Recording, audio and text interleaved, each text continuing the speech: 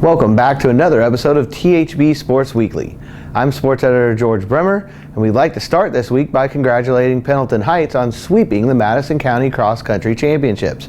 Alex Buck won the individual crown for the 10th ranked Arabian girls, and Parker Jones won the individual title for the 18th ranked Arabian boys. Both squads have their sights set on the state finals in November in Terre Haute. Elsewhere this week, there's a big volleyball game coming up tonight at Alexandria. The Tigers, ranked number 1 in Class 2A, will welcome 6th ranked Wapahani. It could be a preview of things to come, with the Raiders a potential regional foe down the road. Saturday's a big day for the local golfers. 3 of them will be in action at the Edge in the IHSAA Regional. LaPel's Natalia Campbell leads the group and will be playing on her home course. Also in the field, Shenandoah's Rachel Coors and Pendleton Heights' Claire Patashall. Madison Grant's Gabby Rauer will be competing at the regional in East Noble. On Friday night, a busy local football schedule is highlighted by Shenandoah hosting Knightstown. The Raiders are coming off their first loss last week in the final minute at Lewis Cass. Anderson Prep also returns home for just, I believe, the second time this season. They will host Traders Point Christian. But the big games are coming on Saturday when the Central Indiana Conference invades Ball State. The day kicks off at 10 a.m. with Alexandria facing off against Madison Grant. Frankton, riding a 2-game winning streak, faces Blackford at 1 p.m. And at 4 o'clock, Elwood, coming off a big upset of Mississinawa, faces off with Oak Hill. We caught up with Panthers coach Marty Wells earlier this week. One thing I wanted to talk to you about is the ability last week for this team to go against a very good Mississinawa team on the road and not just win the game, but really, hold that offense to 7 points and come away with a pretty important victory. Well, our strength all summer leading up to the camp was our front 7. And they haven't disappointed. We'd like to have the Eastbrook situation over a little bit, I think. That kind of snowballed us on a little bit, but we got the advantage early. We took the ball the first couple times we had it, moved the ball on them, and then had some opportunity mistakes and some different things. But Friday night, we rode the coattails with an opening kickoff for a touchdown. Kind of rode that emotion, got a turnover on their first set of downs, took a 12-0 lead pretty early, and never really let them get comfortable in what they wanted to do, and then forced them to be one-dimensional throwing the football. And as much as we've struggled against the pass, that became a strength for us. How much fun are these days coming up like Saturday where the whole conference is in one spot? You're playing at Ball State, which is kind of a different atmosphere for everybody. Both for the players and from a coaching standpoint, it kind of changes things up. How much fun is that? Well, it's a lot of fun. Number one, to get to go on the Division I campus and play at a college stadium. The uprights are going to be narrower, the hash marks are going to be narrower. So some things from the coaching standpoint that we got to talk about. But the kids love it. Brand new field turf. Last time we went, we were the home team and got to actually be in Ball State's locker room. So that was pretty neat for our kids. It's an opportunity for us as a conference to showcase our kids.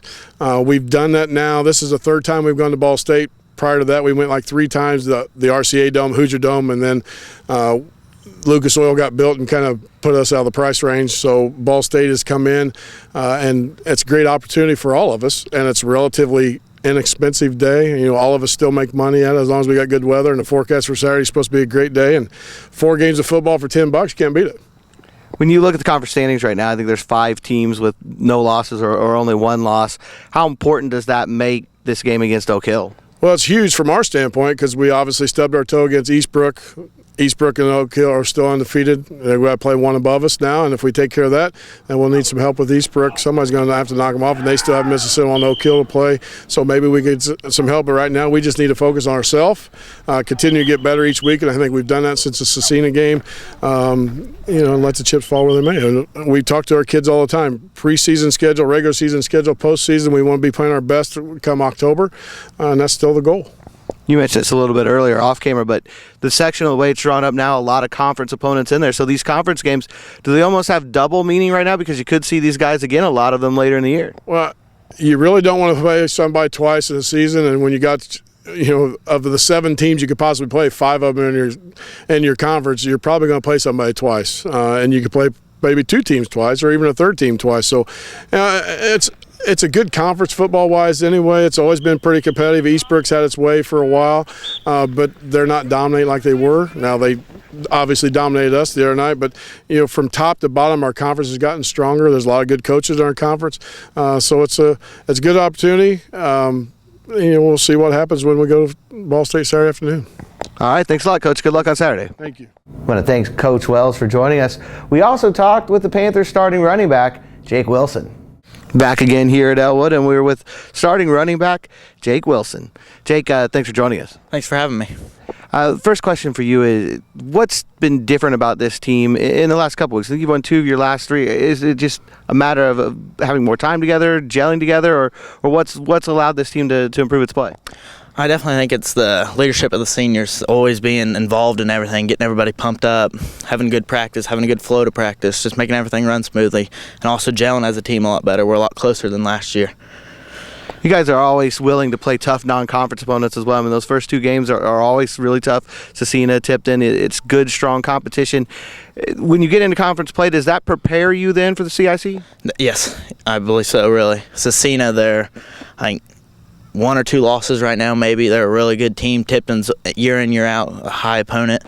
So, yeah, it definitely prepares us really well for the conference.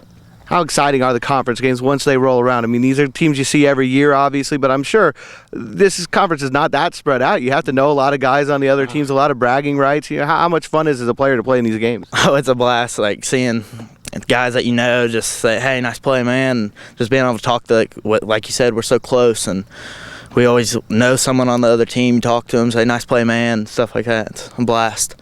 What do you think it's going to be like on Saturday going up to Ball State? Totally different atmosphere and against a really good Oak Hill team.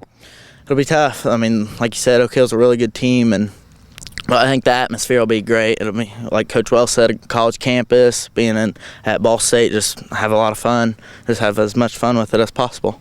All right, thanks a lot, Jake. Good luck on Saturday. Thank you. Thanks again to Jake and to Coach Wells, and thank you for watching. You can obviously stay updated here at heraldbulletin.com, where you can catch all the news on our Twitter account at THB Sports. Thanks again, and we'll see you next week.